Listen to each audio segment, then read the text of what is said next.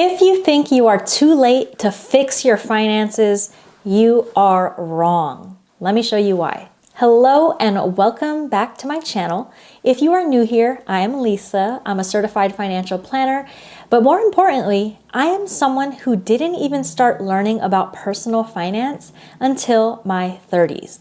I know I look younger than 30, but believe it or not, I'm turning 39 this June.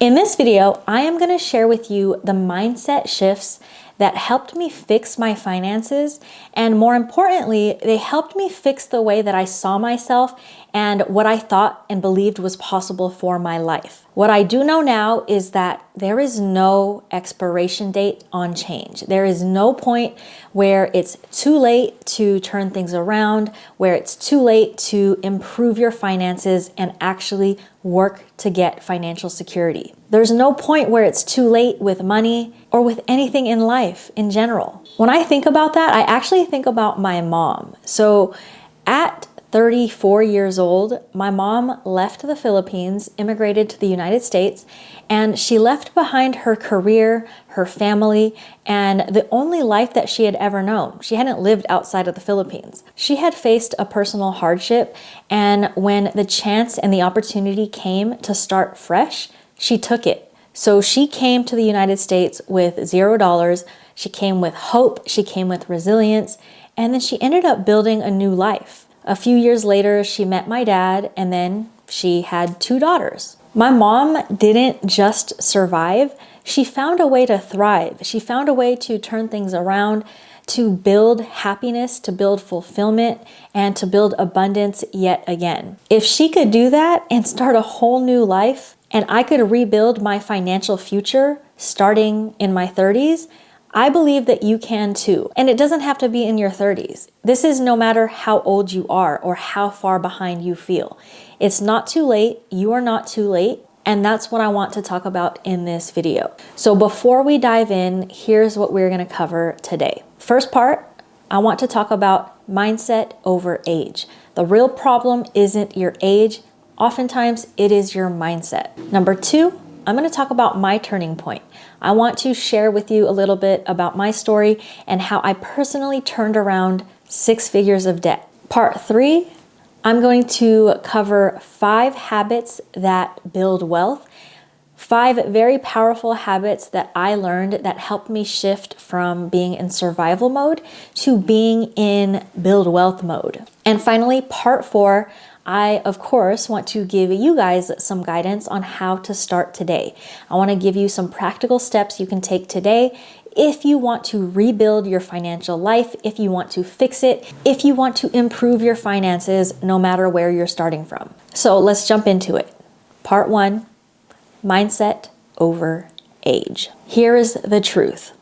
It is not your age that keeps you stuck or that keeps you broke, or that is anything to be afraid of. And oftentimes, the problem with your finances is not your debt. And it's actually not the fact that you didn't learn about money in school, even though it is messed up that we don't. It's a systemic issue that does exist. But what I'm getting at is those are all obstacles for you finding financial security and building wealth. Those are all things that make it harder. But the biggest thing that often stops people from making changes and that keeps people stuck with their finances is the belief that it is too late. The belief that nothing else can be done. The belief that, oh, inflation sucks too much and the government sucks and I'm just the most unfortunate, unlucky person in the world. Let's acknowledge that things happen in life and some people have it better than others, some people have it worse than others. I'm very empathetic to that. There are so many obstacles that I have to face, that you have to face, that make it so hard to become financially secure. But all those obstacles combined still can't prevent you from going the path to work towards financial security and to work towards building wealth. You know what truly can stop you from reaching financial security and building wealth? It is the wrong mindset. Having the wrong mindset will keep you stuck. So earlier I told you guys a little bit about my mom's major life change that she had when she was 34 years old and moved to a new country. But I actually want to share a little bit about my dad with you guys. So before my dad met my mom, he had been previously married and he had 5 kids in that marriage. In a very unfortunate turn of events, he lost his first son and his first wife within, I believe, a 2-year span. Now, I personally feel like losing your partner and losing your child are 2 of the most devastating losses that an individual person can experience in life. It's the big risk of loving someone, right? The fact that you can potentially lose that person. So I wasn't born yet, I wasn't around, but in looking at this story, I assume that my dad had every reason to give up on building a new life, every reason to give up on trying to be happy, but he didn't. Now, I know he struggled. My other siblings have told me kind of the phase that my dad had to go through at that time. But overall, he clearly stayed open to new beginnings. He rebuilt. He believed that he could find love again. He ended up meeting my mom later on, and then he created a new family, a new extended and blended family. I'm sharing this with you guys to show you that resilience isn't about going back to what was. Like, if you face a hardship, it's not about getting back to where you were. It's really about creating something new out of what's left, out of what you do have. So if you are constantly stuck in cycles of scarcity, or if you keep getting hit with these unfortunate circumstances, your car breaks down, a medical emergency, and all these things affect your finances, they are valid things. They are valid obstacles that are gonna hurt your finances in the short term. But the major thing that you are in control of is your belief that things can get better. Your belief that there are brighter days ahead. Your belief that if you want something in the future, you can have it. So I believe that that's exactly what it's like when you build or rebuild your financial life. You're gonna be hit with crises, and it sucks when you do, and hopefully you have a support system to support you through it. But you have to believe, you have to have the mindset that you can fix things and that you can build something or rebuild something. It may never be the same as it was in the past, but who's to say that it won't be better? Now, realizing that change is possible and that you are capable of building and fixing and rebuilding, that is a very important step, but it is only the first step. So now I want to show you what it actually looked like for myself when I had to start pretty much from ground zero, my turning point. So for most of my 20s and even in my early 30s, I was stuck in what I characterize as survival mode. I was living paycheck to paycheck. I was stressed. I was overwhelmed. I was working just to pay my bills and then doing it all over again. Now, the ironic part is at some point in my career, I started to make good money, decent money.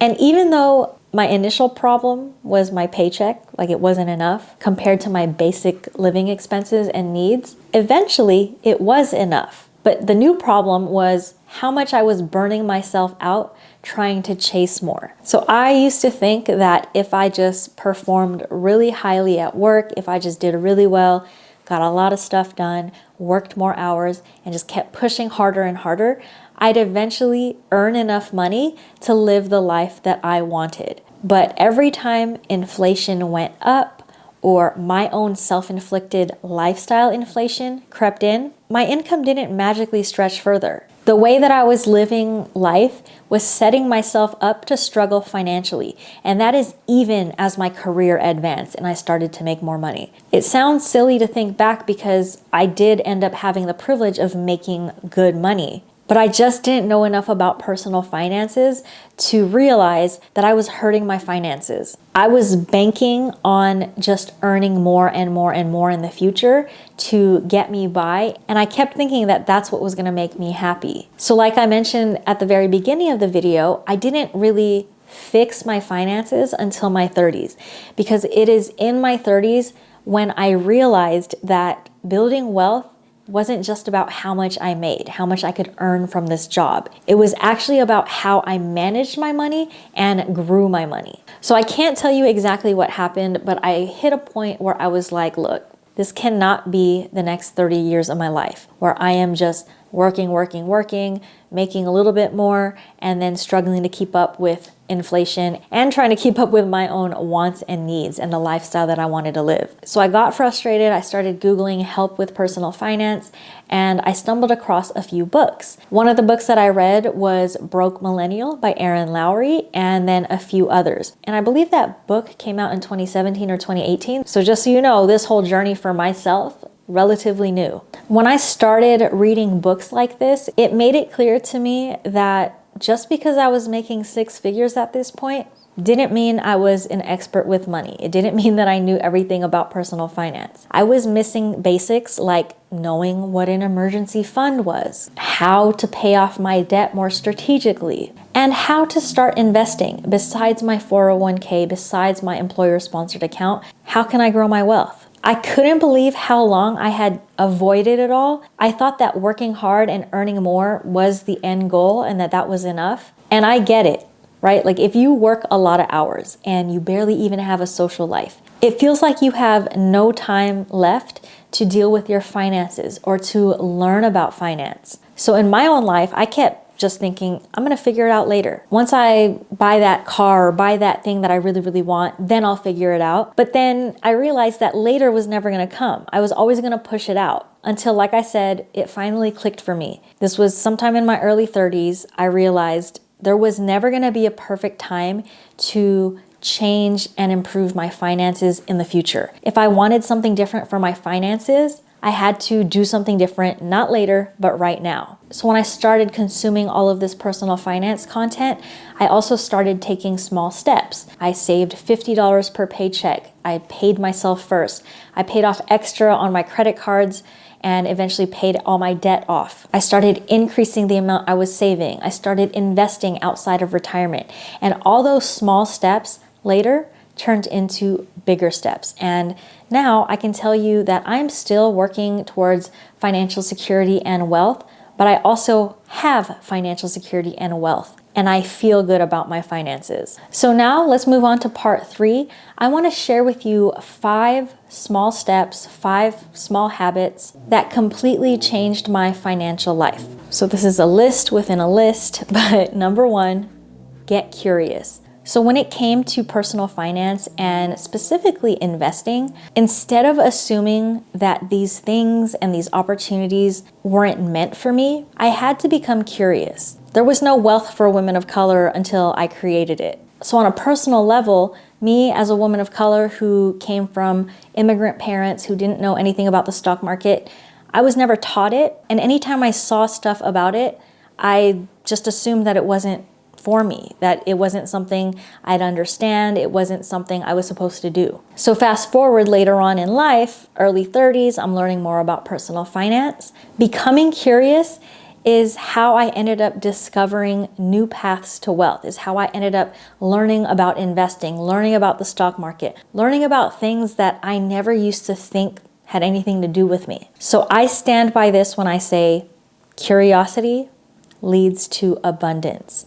I got curious about investing, I learned more, and then I started on my path to truly build wealth. All right, habit number 2, set clear intentions. So I couldn't just keep wishing for success and financial security and dream about more wealth. In my own journey, I had to start defining what it is that I wanted. So what this means is get crystal clear on your goals and your intentions so that you can create a plan to get there. For example, if you want to get out of debt, the fastest and most effective way is to create an actual plan. Figure out how you're going to attack the debt. Understand what debt it is you have. I once had a client tell me that getting out of debt was her number 1 goal. It was going to make her feel so free. But when I asked her what she had been doing to try to get out of it, she said that for years she had, paid her minimum payments and really wanted to fast forward to the point where she was out of debt,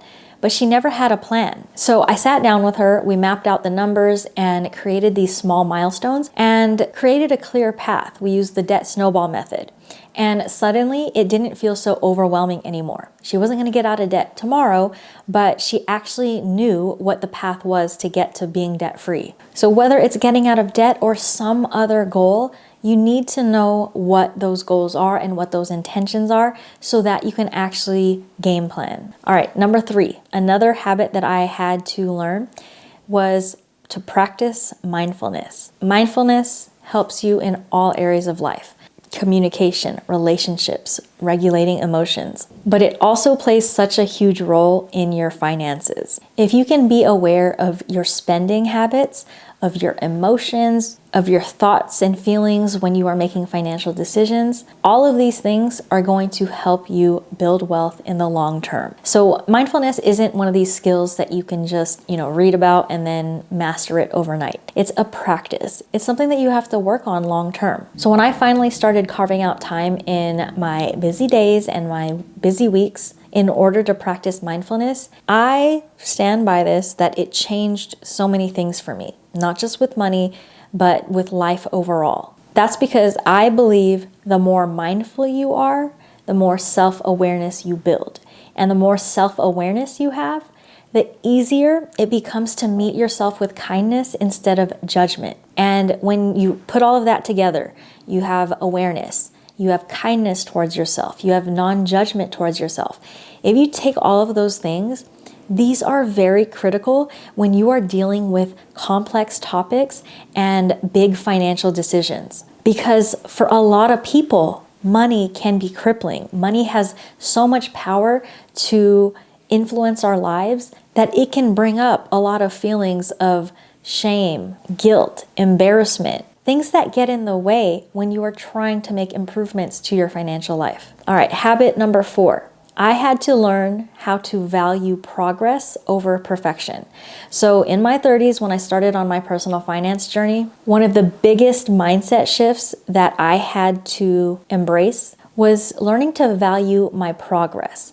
That not everything had to be perfect, that I just had to find the motivation to make consistent change and allow time to do its thing so that I could see progress. Being a recovering perfectionist, I can admit that wanting to be perfect is what actually delayed me from taking action. It's what delayed me from investing or learning more about money. It was me trying to wait for the perfect time, me trying to get all my ducks in a row before I can even think about investing or maxing out a retirement account. I had to backtrack from that to teach myself, to convince myself that it was okay to not do things perfectly. It was okay sometimes to just get started. What's more important than perfection when it comes to improving your finances is momentum. Moving forward, doing all the small things, being as consistent as you can, and riding that wave of momentum. So if you can prioritize progress over perfection, you are going to open so many doors. And before you know it, you are going to be further along on your journey towards wealth and financial security. All right, number 5, another small step, a small habit that I had to embrace in my journey to fix my finances, something that has stuck with me and that is going to stay with me for the rest of my life, and that is to prioritize self-care. So I'm not talking about massages, even though I do love a good massage, but I mean the basics: getting rest and sleep, getting good nutrition, getting good movement and activity, and staying healthy. These things aren't luxuries. They are literally non-negotiables. Around the time that I was starting to fix my finances, I had also experienced a period of burnout. I was exhausted. I could not function. And coming out of that, I know that it is very important to take care of yourself. If you are just earning, making money, not getting any sleep, what's going to happen when you do have the wealth and you are so burned out and exhausted and unhappy in life and have no friends and all the negative things? What is that going to look like for you? I just want you to keep that in mind, because as important as it is to put in the effort to build wealth, and for a lot of us that means having this phase of earning money and being smart with it, I also want you to make sure you're taking care of yourself as well. All right, we are on to the last part of the video. I want to give you some tips on how you can start today. If you want to fix your finances, I've gone over some of the habits that I think you should consider, but I also want to give you some practical tips. But real quick, before I jump into the list, If you aren't subscribed already, please make sure you subscribe to my channel. If you're enjoying this video, hit the like button and let me know in the comments if any of this is resonating with you. All right, number one, how to start rebuilding or building your financial life today. Face your numbers without judgment, right? I said earlier that self-awareness helped me become less judgmental towards myself.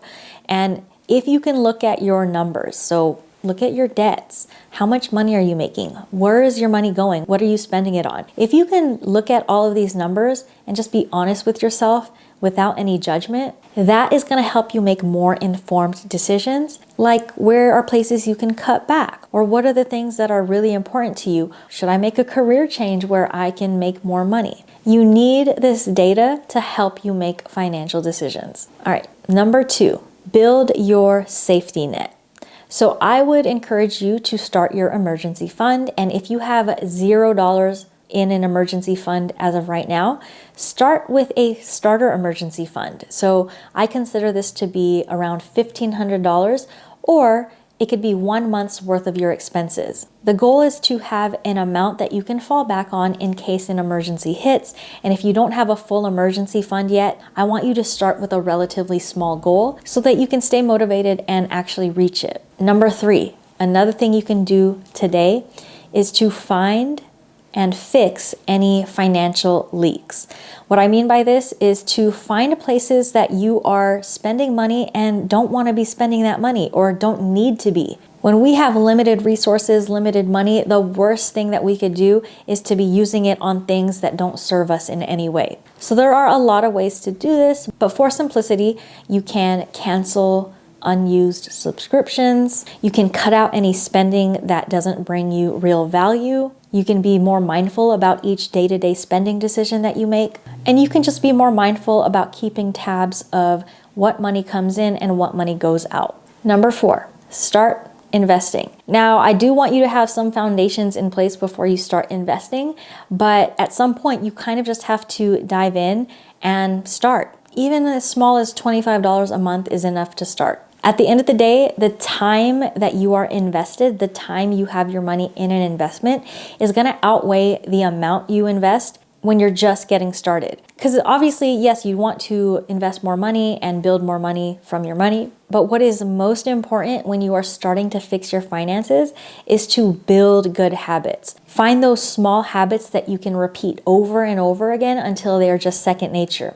And one of those is to regularly save and regularly invest. All right, and step number 5, if you are trying to fix your finances starting right now, starting today, something you can do is to set a tiny goal. Set a small goal. If you have big goals like to get out of all of your debt, or to buy a house, or to save $100,000, or to build your net worth to 7 figures, these are all great goals. But until you can break those bigger goals down into smaller, more manageable goals, it's going to be hard to build up those stepping stones to get to those big goals. So find a tiny goal and start working towards it today. That could be saving your first $500.